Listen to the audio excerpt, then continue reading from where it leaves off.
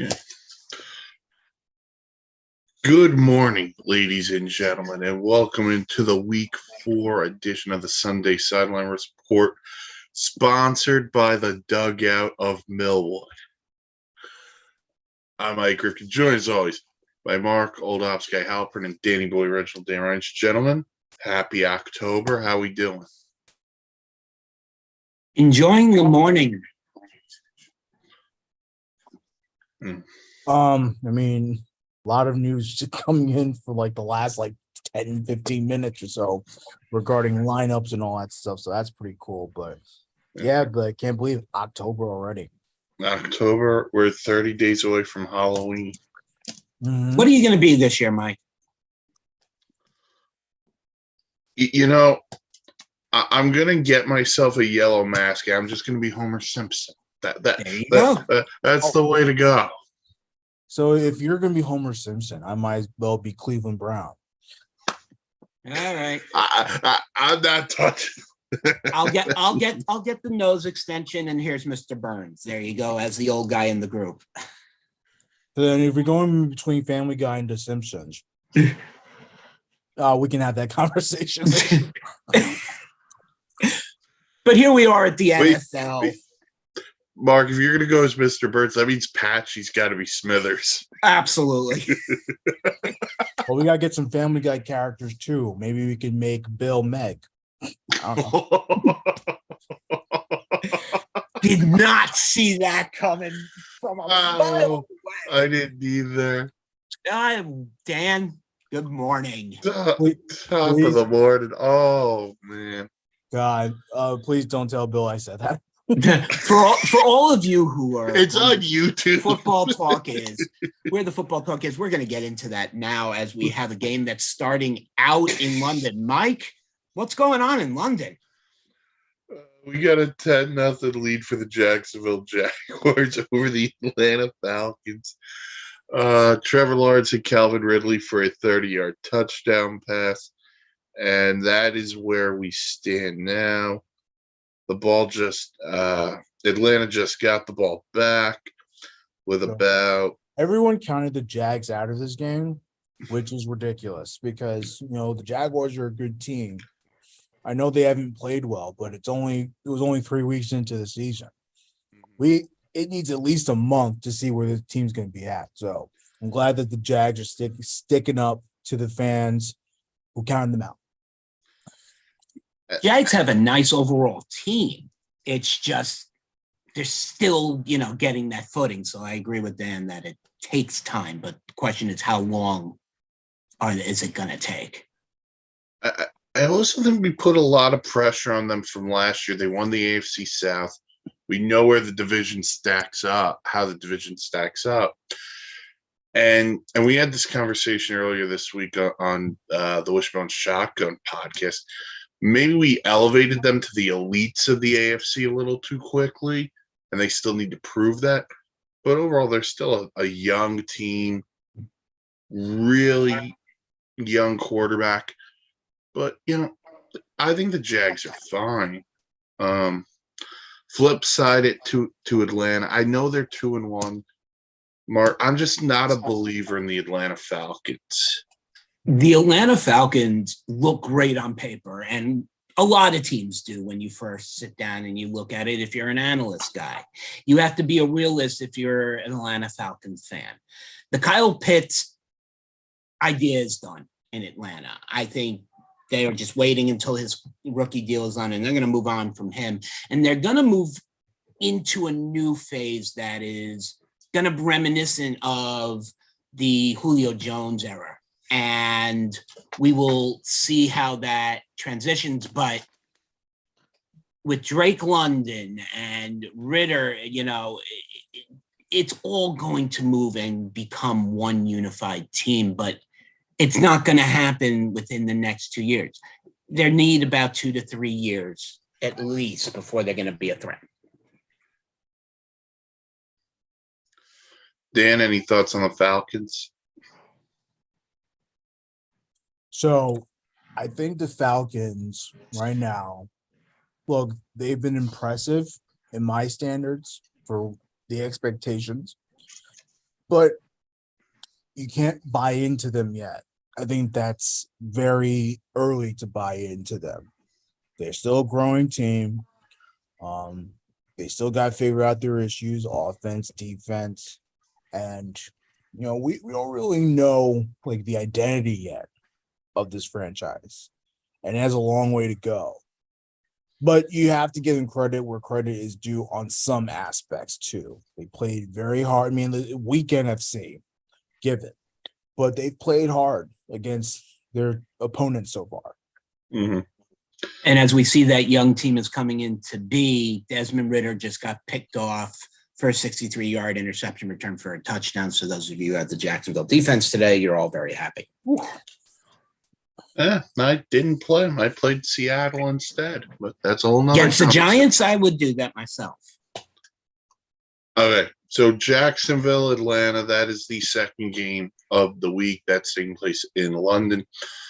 The first game of the week took place Thursday night in Lambeau Field. And let's just say the Detroit Lions showed Jordan no love. The Lions go into Green Bay and beat the Packers 34-20. Jared Goff, 19 of 28, 210 yards, a touchdown, and a pick. David Montgomery, 32 carries, 121 yards, and 3 touchdowns. For the Packers, Jordan Love was 23 of 36, 246 yards, a touchdown, 2 interceptions. Aaron Jones, who I will get into, 5 carries, 18 yards. Romeo Doubs, 9 catches for 95 yards. Mark, the Lions are now 3-1 on the young season. They are who we thought they were going to be. When we were talking about the Lions at the beginning of the season, we knew that the NFC North was going for a complete change. Not so much for the Chicago Bears, but I mean, the rest of the teams in there were going to see a change. We knew there was going to be adjustment with Green Bay with Jordan Love. We knew what we were getting with Detroit. Chicago's its own. That's a mess. Cats. And I'm not even going to go that far. Sorry, PETA was not meaning to do that rudely. The Detroit Lions are a complete football team.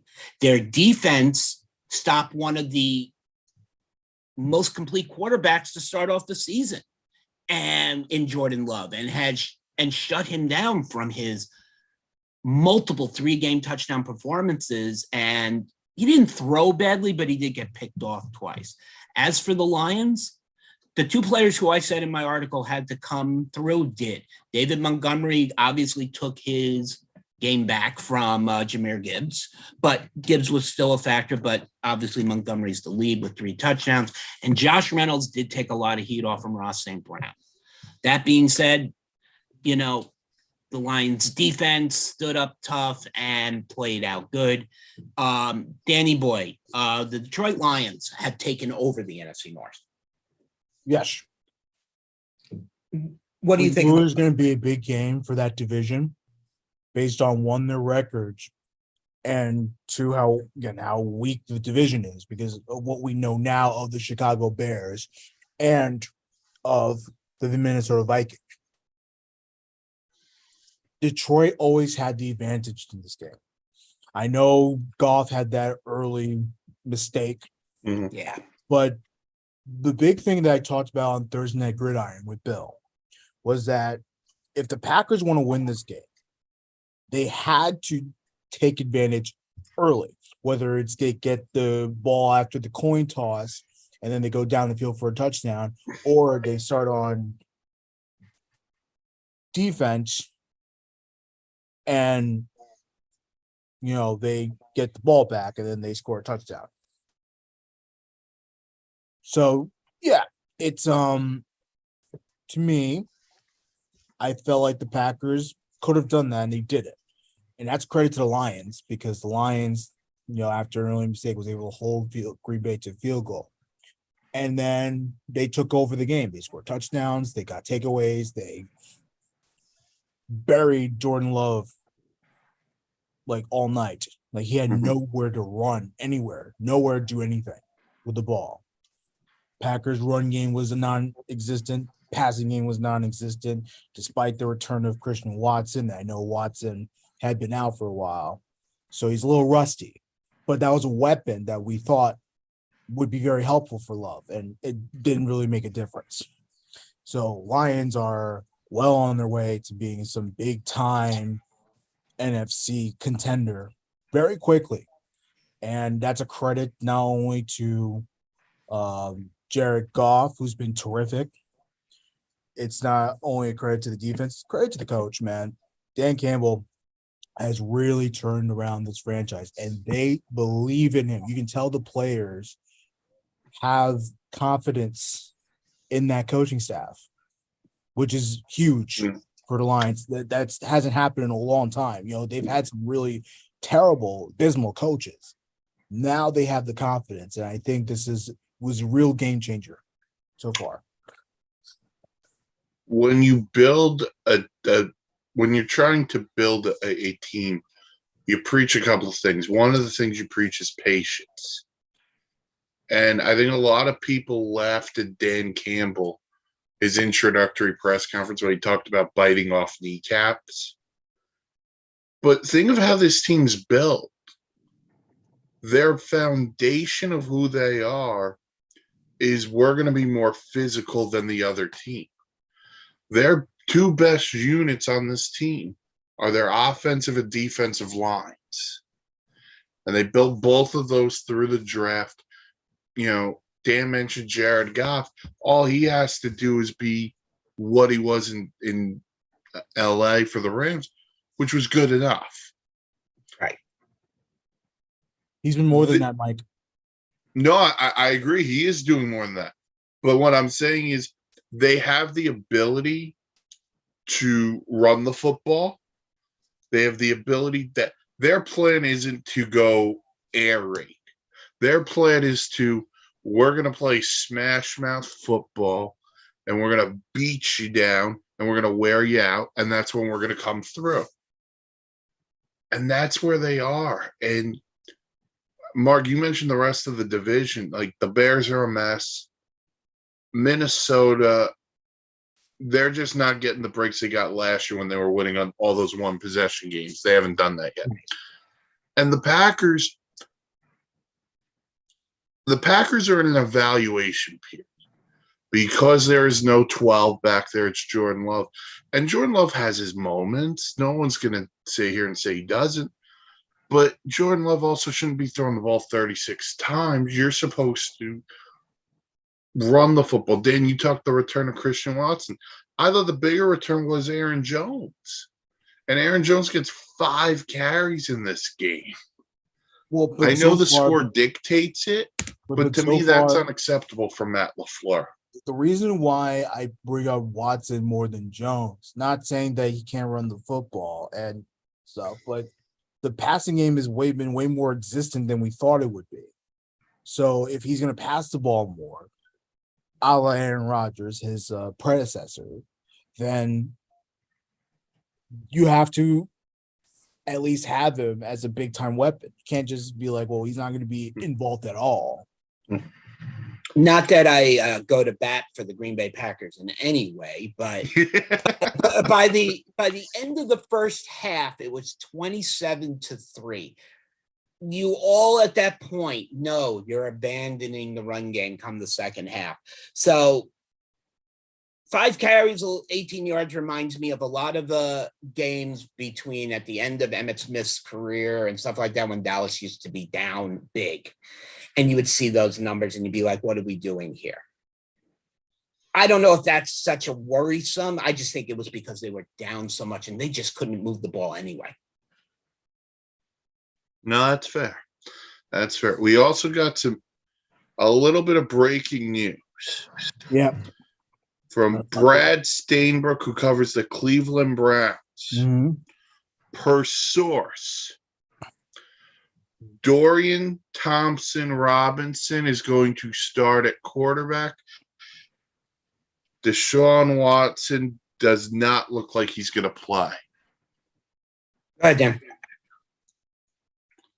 I mean, yikes. I wasn't expecting that. This morning, there were reports from all around that his shoulder was in question as of But last night. but I mean, But you're getting paid $50 million. yeah, that's why I'm like kind of confused by that. Like, why is he not playing with a bad shoulder? Like, So this he's is not from good to get James close to life. Palmer of NFL Network. The Browns were optimistic heading into today that Watson would be able to go, but after a pregame warm-up, he's unable to, per source. Which means basically, oh, he's our star. What's left? Let's not lose him for the season. Yeah. Whatever. Well, another player with a bad shoulder, Derek Carr. He's also starting today. Yes, he's in for the Saints. Yes, and that's to show you the difference. Like, and I mean, it was a bad injury. You can tell it was a bad injury for Derek. Sprained that shoulder very on that head. By the way, if he doesn't get hurt, the Saints win that game, and we're not having that Packer conversation at 2-2. Oh man! So big blow for the Browns, who play the Ravens today in an AFC. It's still a winnable game. I mean, I'm not sold on Baltimore right now. Not after how they played against the Colts. No, not last week, but looks like there is a little bit of help on the way, as Melvin Gordon now will be on the depth chart permanently. So they get a little bit of a running help.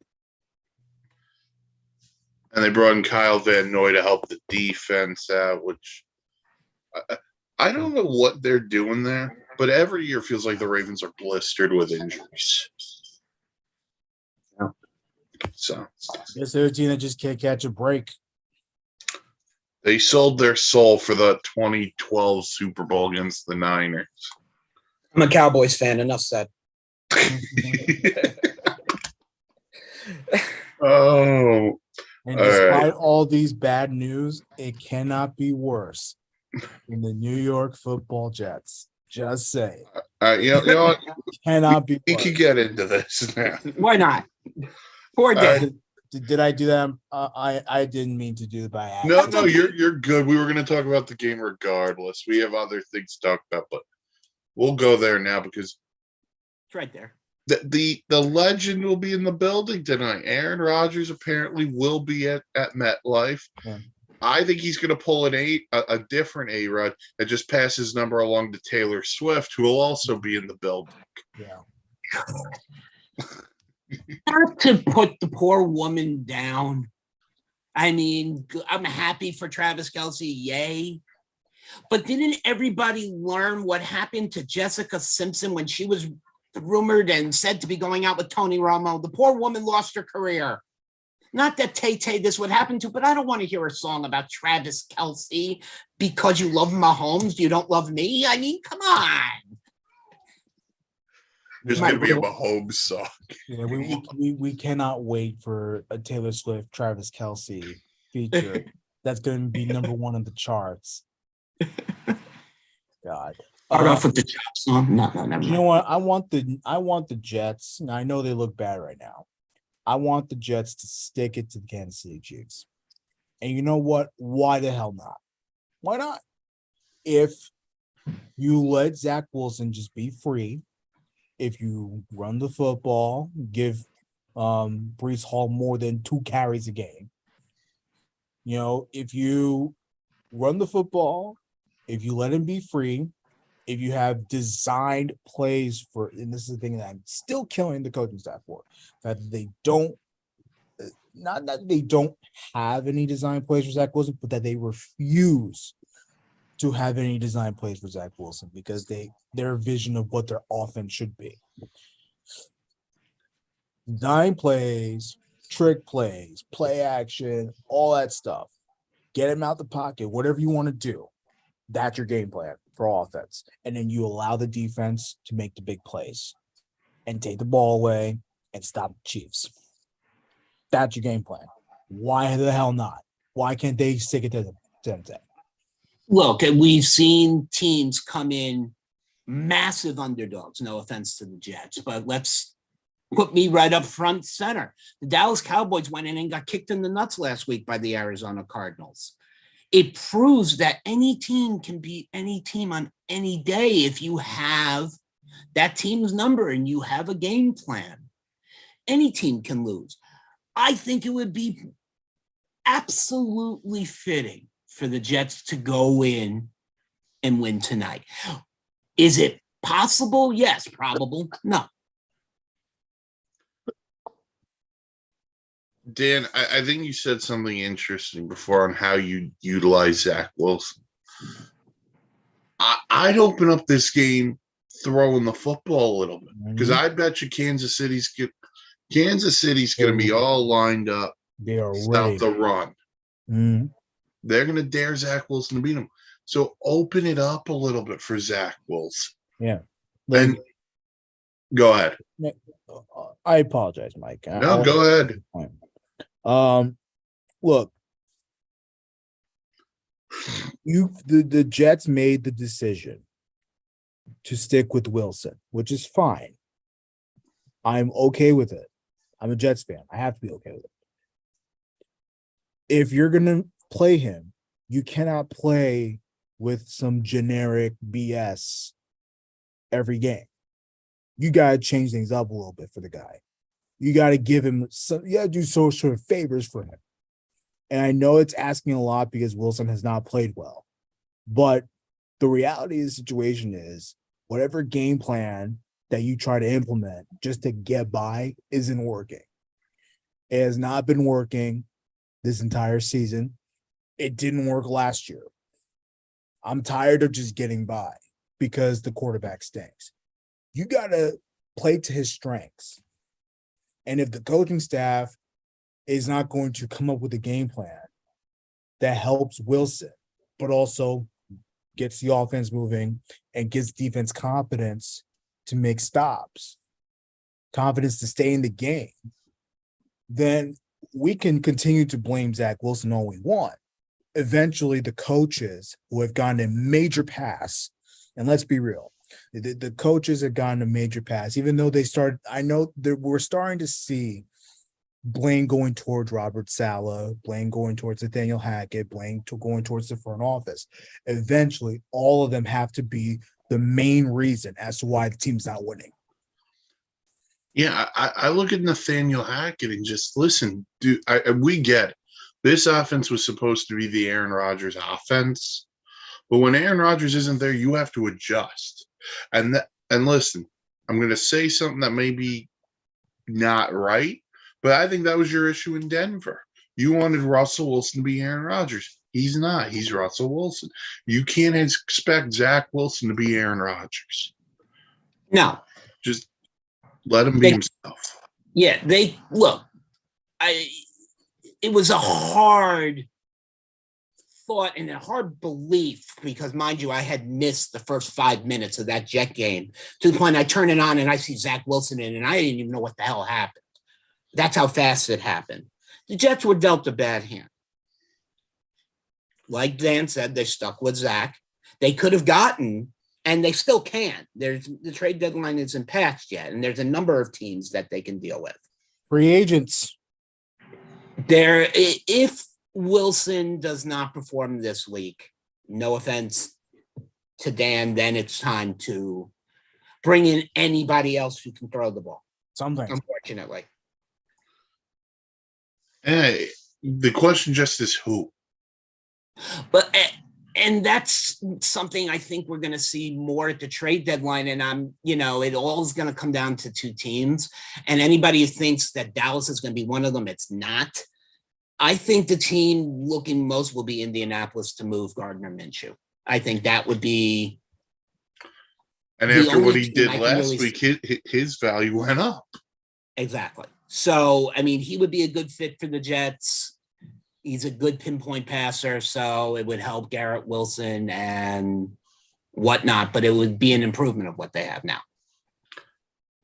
The other part to the Jets, DJ Reed, don't give me 85 Bears defense. I'm tired of that BS. No, 85 Bears my ass. Exactly. Sorry. I think there's a lot of. Go ahead. Why not be the 2023 Jets? were the 2024 Jets. We went back in time.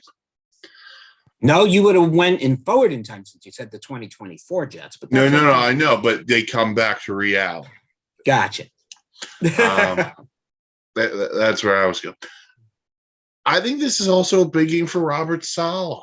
Mhm. You have to prove here that you should be the coach of this team in the long term. I think the pressure, I agree with you there. You're not in Kansas anymore, Dorothy. You're in New York City. But 12, sorry, Dan. 12 and 25. That's where I was about to say. What is his overall Christmas. record? And that's what you got to look at. But a win today will go far for him and Wilson. So, I would like to see a very competitive game in that. Yeah. But I think this is on Zach Wilson more than Robert Saleh this game. Well, you see, I disagree because we know what he is. We know what Zach Wilson is. We kind of know what Robert Saleh is, but people, again, have been giving him a bit of a pass because of the quarterback play. Now we can't give him a pass anymore because eventually we're going to see right through everything. We're going to see right through the defense. We're going to see right through the offense. We're going to see right through the game plan. We're going to see this is a reflection of Saleh coaching thing. Also, shout out Andy Reid. Moved into fourth place on the all-time wins list, past Mark's guy Tom Landry. Yeah. Congratulations, Andy Reid. What an accomplishment. Real quick on the Chiefs, though. Yeah. Just stick to your game plan, man. That's a strong offense, and their defense is the key. I mean, that defense is really lethal. So, and their run defense is good. Yeah. Yeah. Yeah, that their defense played well the first 3 weeks. Give them credit. Kansas City. So that is your Sunday night game tonight. But the game of the day, the one that's going to have everyone talking, Mark. Chaos. Yeah.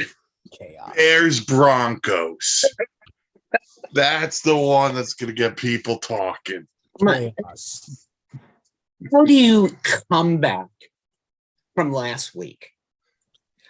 I mean, I was watching that game for a while, and then when it got blown open, and I'm not talking 50 points blown open, I'm talking 14 points. I said, okay, we're done. It's, I'll go watch another game. All of a sudden, my phone's blowing up, NFL records broken. I'm like, what the hell did I miss in 15 minutes? You can't come back from this. If you lose to the Bears, that's it. It's time to pack up the trucks and go. Well, but here's the thing.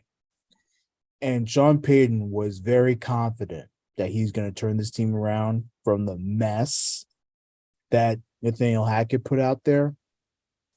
What has he done? And Russell Wilson looks shot. Like he's washed up now. And everyone knows it. And of course, the Broncos defense didn't do any favors whatsoever, giving up 70 points to the Miami Dolphins. By the way, Rifkin, what hell of an offensive performance by two quarterbacks there. Yeah. No, I'm just saying, like, eventually Sean Payton has to put his foot down and say, we're going to change things up a little bit. And he has the upper hand here because he's the coach. And guess what? He's a Hall of Fame coach. And guess what? He's won Super Bowls. Yes. I know Wilson has won a Super Bowl too. I know he's been to a couple of them. But he's washed up. He is nowhere near what he was in Seattle. Seattle saw through it. And now, you know what? I think all of Denver's going to start seeing through it. So Sean Payton has to be the big voice. He has to be the major voice in that locker room and say, we're going to change things. And if it means we got to bench Wilson for, I don't know, who's their backup again? I forget. Is it? I believe it's Jarrett Stidham, but I'll double check it for you. So whoever you got to put in there, you're going to put in there. You have to. This is what happens sometimes when you have one team not covered. Well, they're not in good spirits anyway, Denver. Yeah, no. Jarrett Stidham is the backup to Russell Wilson. He's not a terrible backup, by the way. So no, and the Denver Broncos tried to make an all-in move by doing what they did to acquire Russell Wilson. Mm-hmm. I understand it. I really do. However, there's no escaping the deal you're locked into with Russell Wilson. It's an inescapable deal as it's guaranteed. And fans are not going to put up for it. What needs to happen today is like Dan said with the Jets. Let Russell Wilson run the game. Let Russell Wilson communicate with Sean Payton. Let Russell Wilson control this game. If there's any time for a tune-up game for the Broncos, this is it. Yeah, because on the other side, the Bears are another dumpster fire. And things have gotten so bad. I mean, Justin Fields last week criticized coaching. Chase Claypool this week says the team's not using him right. He's going to be a healthy scratch today. So, I think the best way you could say it is two teams we expected to be better than what they were last year, and through 3 weeks they've both laid neck. And the two quarterbacks are at fault. The two coaches are at fault, but it's just, what's the plan for both? I don't know what the Bears' plan is. And quite frankly, with Denver, I'm not sure either. I feel bad for Fields. The reason why is because, he was sold a bit of goods going into playing in Chicago. And it seemed like for a while that he was going to get, a lot of good teams, a lot of good memories, a lot of good years with that Bears franchise. And they have taken a major step back these past couple of years, which sucks for a growing quarterback. So I do feel bad for him. And I'm not going to, obviously, he's been dreadful. So I'm criticism with him is fair too, but he's being held hostage. Yeah. Well, that's fair. That's fair. I think both can be true. I think you can say that he stinks right now, but you can also say, you know what? They're not doing him any favors. And it's kind of similar to your point on Zach Wilson earlier. He was great running the football last year. Have him run the football a little bit more. I get it. You don't want him to get hurt, but you need to move the ball. I mean, both teams last week were embarrassing. And now the Bears were in America's Game of the Week. Yeah, and then they switched it to the Cowboys. That didn't help much. The Cardinals are the cactus of the week. God. By the way, can we tip our caps to the Arizona Cardinals? Yes. We have given them a lot of crap. They're tanking and they think they're good, but they're not really good. When do they start realizing that they're not really good? No, this team is ready to go like every week. Like they just find magical ways to lose except to the Cowboys. Right. I mean, when we saw the week before that the Cardinals were up on the Giants, I believe it was 28-0. And then the Giants ended up winning that game. We all were in on the fact that the tank was on, so to speak.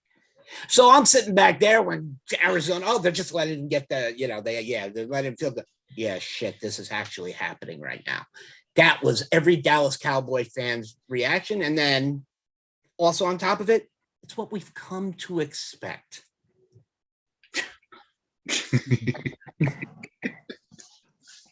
Expect the unexpected. No, it was expected. It was the Arizona Cardinals who were gonna who were gonna lose. And everybody's saying Dallas could have put their third stringers in and won that game. Obviously not. Also, it should be noted Kyler Murray will not be activated off PUP yet. Nope. So as he continues his recovery from the torn ACL he suffered last year. Recovery. Recovery.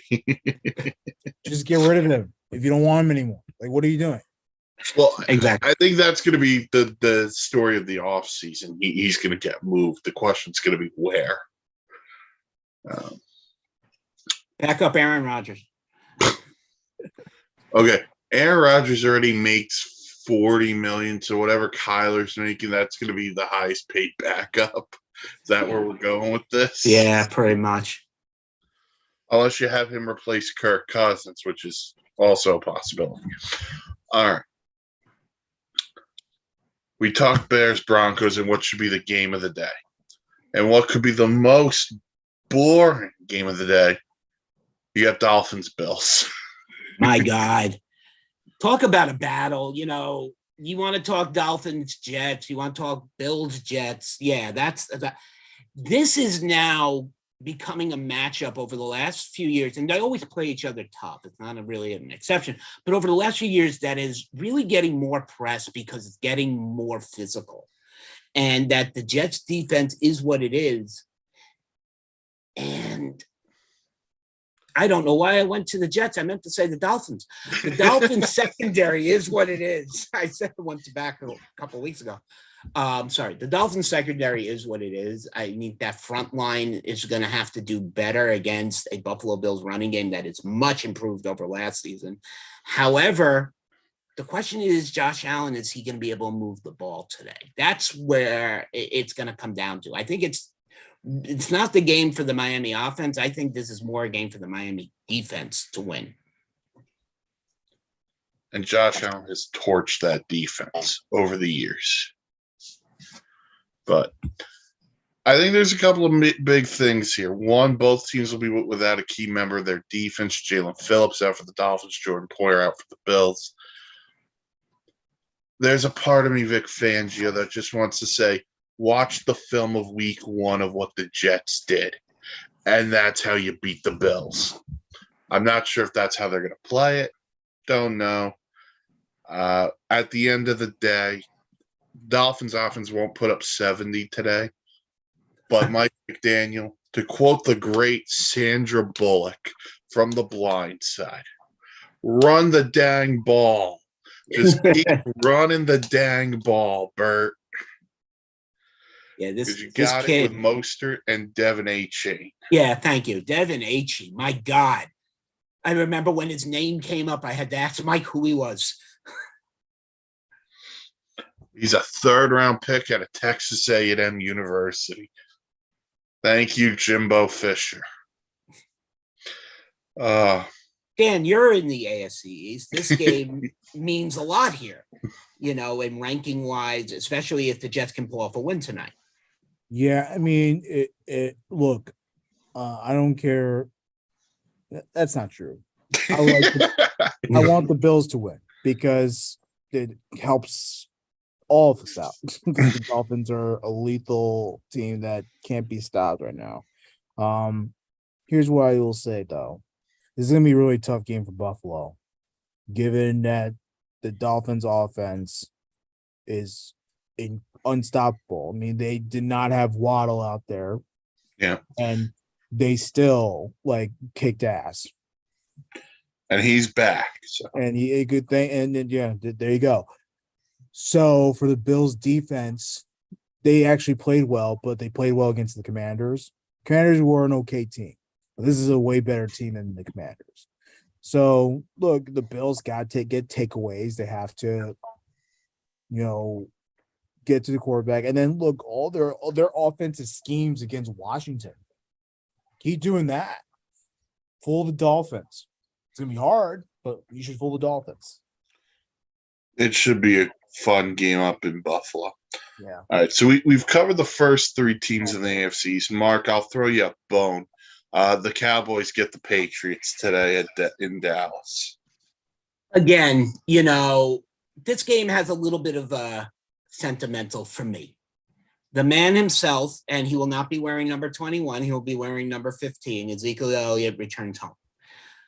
I was sad the Cowboys let him go. I understood why. You had to. There was no choice as a business decision. I like Zeke. I like every bit of intensity he tried, but it's obvious he had lost a step with the Cowboys. He played well last week to the tune of 80 yards. So we'll see.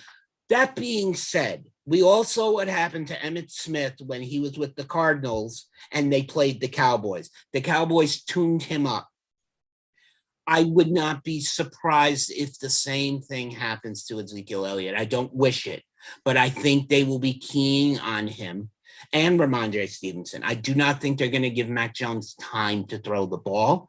Mac Jones doesn't have the receivers that any other team had, even though he has names, but I don't think Mac Jones is a strong enough quarterback. I even think Dobbs is a better quarterback than Mac Jones. So that being said, here's what Dallas needs to do this week. The Dallas defense needs to shore it up and just create turnovers. I'm not asking for the Dallas defense to come out and score touchdowns. It'd be nice, but I'm not asking for it. I want a complete game from this offense today. I want to see. We know that Tony Pollard and Dowdle and Vaughn can run the ball. I want to see why these three wide receivers and Braden Cooks especially are to be feared. This is the game for it to be done against a defense that is put together to stop teams like Dallas. And Belichick is the coach that can stop them. But that's what I need to see out of this game. You have advantage on offense, though, because that Patriots offense is awful. Like the Patriots gave the Jets every single chance to win last week because of penalties, excuse me, not getting the big first downs and all that stuff, not putting up a lot of points, missing field goals. Like this is a team right now. First of all, we need to get right game for Dallas. This is a get right game.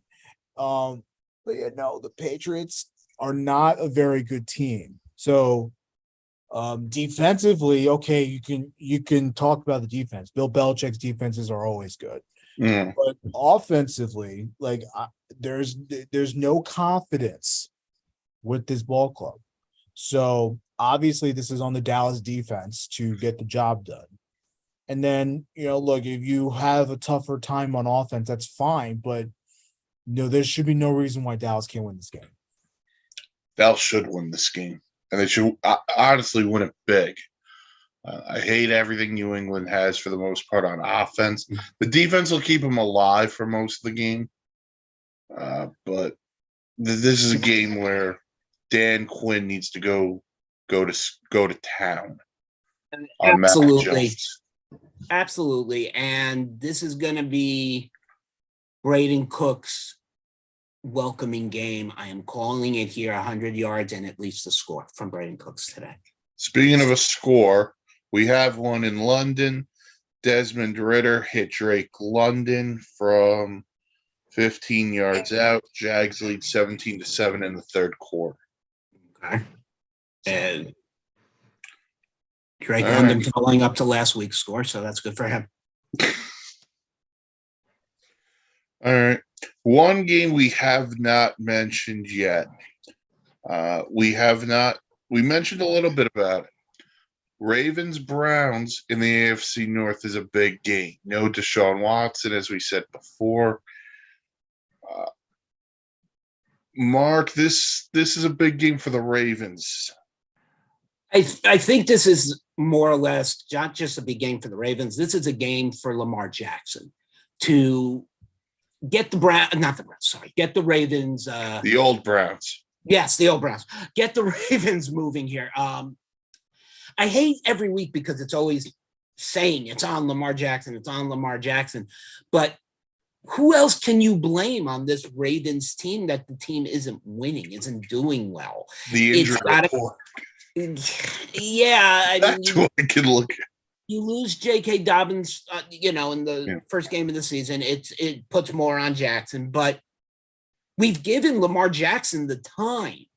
They've given him the weapons. He just hasn't made it work. So this is a game like for Dak Prescott, Lamar Jackson's game. Danny boy.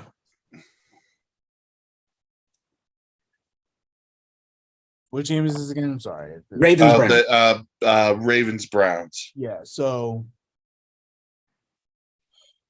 Sorry, I was zoning out because No, a you're lot good. going on. I'm stressed out, guys. I am so sorry. That's Um, okay. The Ravens have to play better. Bottom line. Starts with the quarterback. It ends with the defense. The Browns the Browns to me, also have to play better because they have not played well either. But at least with the Browns, at least you can feel a little confident going in, knowing, okay, you have a somewhat decent offense and a great defense.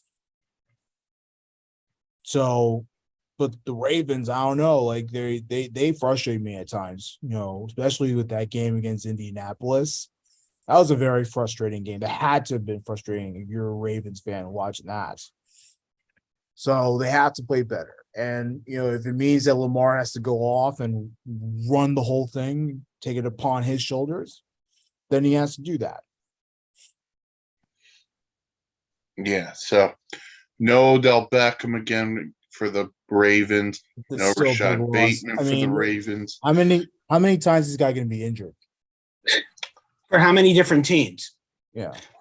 But I'll say this. Baltimore, you got a guy named Mark Andrews. This should be his coming out game.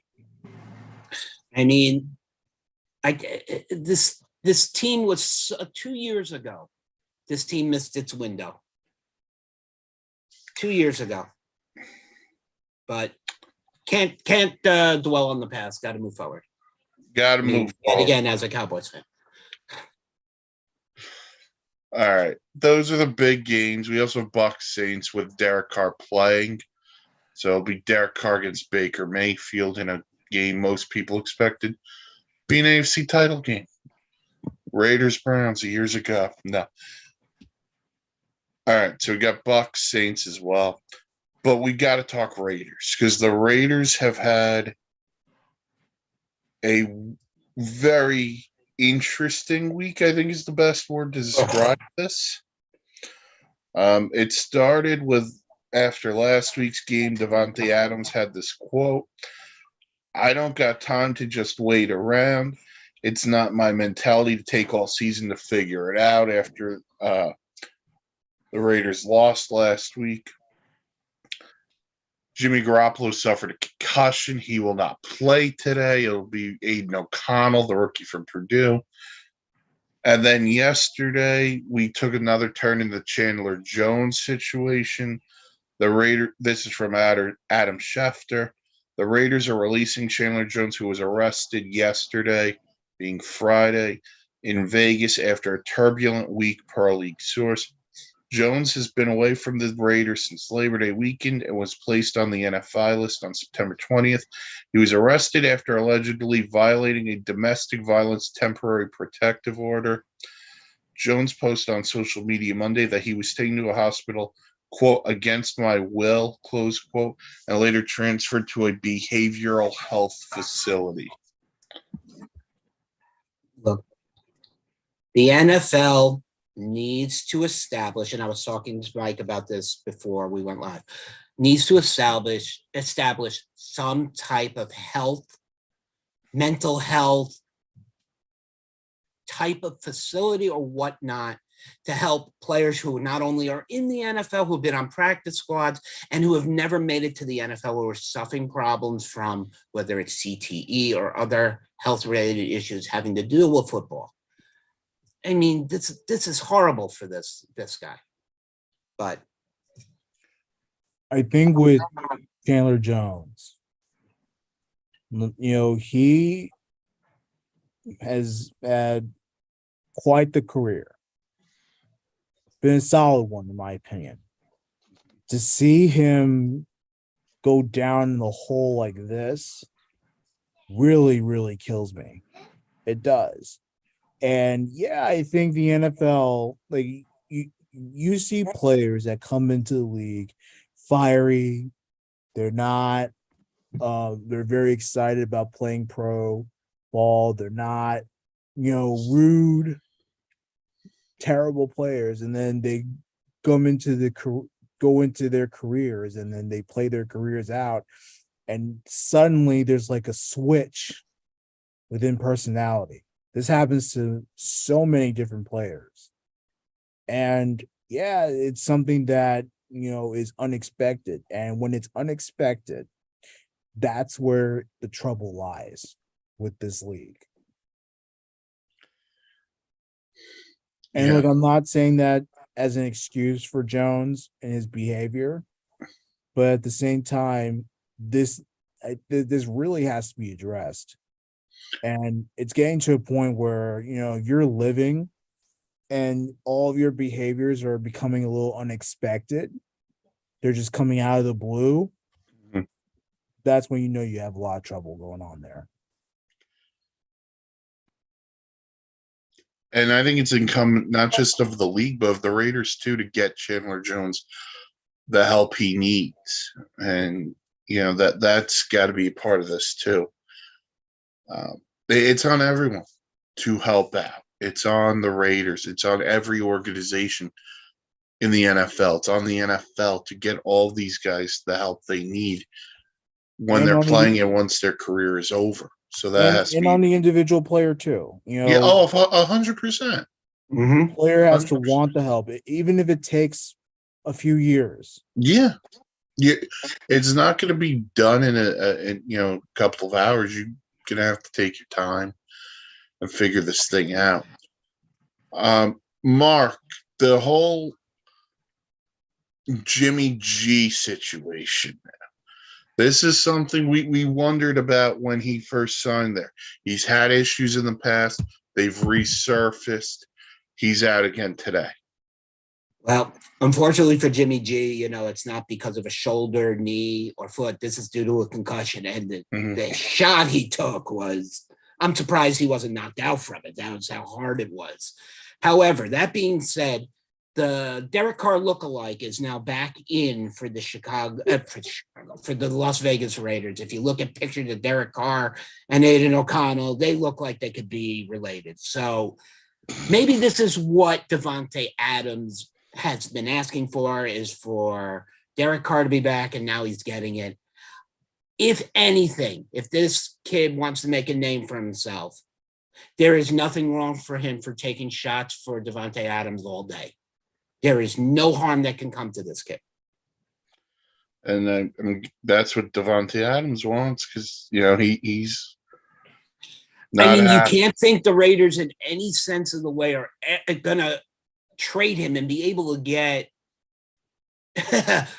clear clarification from their fans that this was okay. No way. You let your franchise quarterback go. You trade to get this guy to become elite. Now you're going to trade him away. And then what's next? Josh Jacobs? We can keep going down the line. Yeah. The Raiders are a mess for a whole nother situation. Okay. So let's dive into this, because we're at the Raiders. The Raiders, who are playing the Chargers, and the Bengals are playing the Titans. Mark, all four teams are 1-2. Which one of the four teams do you believe in the most? I believe in, hopefully Randall Kamari Burgi is listening to this, as I know he is. A shout out to him. Cincinnati Bengals. I think, I was crucial on the fact that Joe Burrow didn't look well. He was still injured. Last week, he kind of turned that around a little bit. I think the Bengals are about to go on a tear. And for his sake, I hope so too. But I really like this Bengals team. I love the wide receiver core. And I think the defense just has to recover a little bit from the first couple of weeks. And the offense just needs to put up more points. I think the Cincinnati defense was really good Monday night against the Rams. Yes, they were. Dan?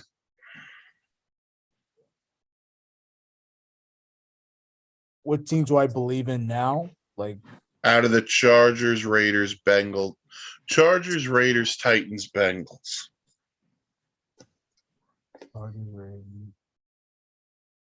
Bengals.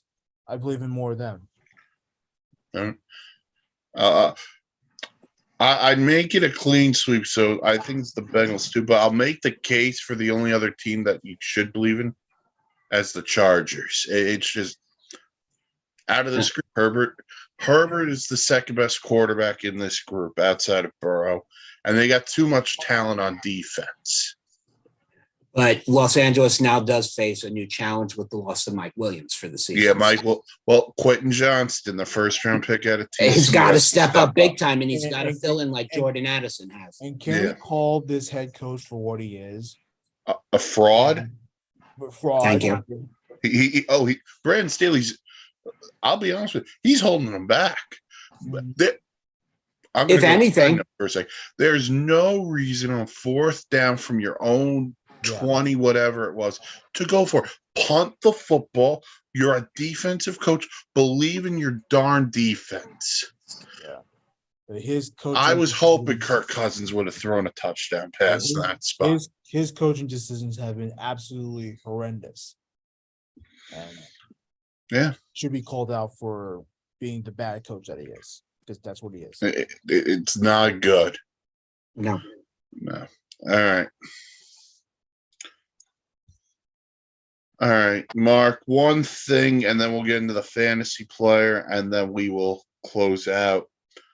So far, Mark, give me your top 5 teams so far this season. First edition of power rankings, we'll call it, but only top 5. The NFL finally might have gotten it right, might have gotten it wrong. You want to look at the top 5 teams, and it's going to be you can't not say the Miami Dolphins. It has to be 1. Philadelphia Eagles, God, as much of it guts me to say is 2. You got the Lions, to me, at 3. The San Francisco 49ers are tied at 1, so let's call them 4. And I have to be the biased guy because I know this team is there. The Dallas Cowboys are the number 5 in this mix-up of a pile. There are many teams knocking on the door. Don't get me wrong. There are any team that can move up this week. But that's my 5 as I see it. All right. Dan?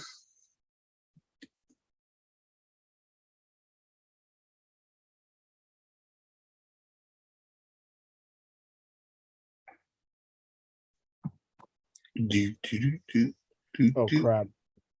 Are you guys still there?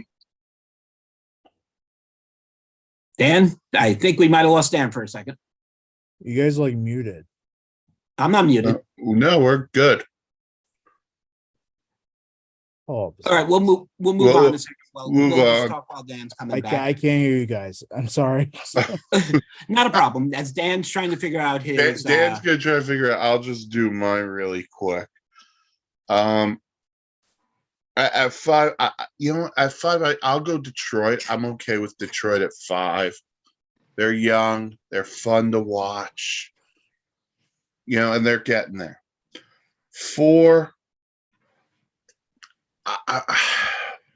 It's hard to put them at 4, but I'm going to put them at 4 for right now, just because I think there are 3 teams in front of them. I'm going to put the Chiefs at 4. The defense has played really well. Mahomes is Mahomes. Kelsey's Kelsey. But I'm expecting the Chiefs to go on a massive run. 3, the Dolphins have played too well to not put them in this conversation. 2, the 49ers. The great defense. Brock is pretty good. And, we'll go from there. And 1, I got Philly. I think Philly's been battle-tested in their 3 games. They haven't been pretty, but they find ways to win. And I think that's what's important in this. That is what's important in this league. Even though I'm the Cowboy fan here, I don't think Jalen Hurts has played up to the full potential that he did last year right now. He has not gotten there yet, no. All right. So because Dan... Can you hear us now? Yeah, I got you. Okay. Who, in your mind, Dan, who are the 5 best teams in the league right now?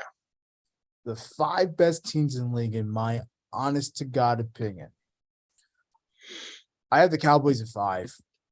That's a good defense. I know they had a terrible game against Arizona, but, they're allowed to have bad games. Good defense. Offense a bit shaky, but their defense wins the game every time. So they're number 5 for me. Number 4 is Detroit. I'm very impressed with Detroit on both sides of the ball. That is one hell of a team that Dan Campbell has put together, and they're in sync. I think they're going to be a tough team to stop this season. So I have them at number 4. Number 3, I have the Eagles. I think the Eagles are they may not seem like it now, but they're going to eventually start to take way off. So be aware of that. Number 2, I have the Dolphins after that 70-point absolute disgusting rout of the Denver Broncos. And then number 1, it's been number 1 the entire season. It's San Francisco.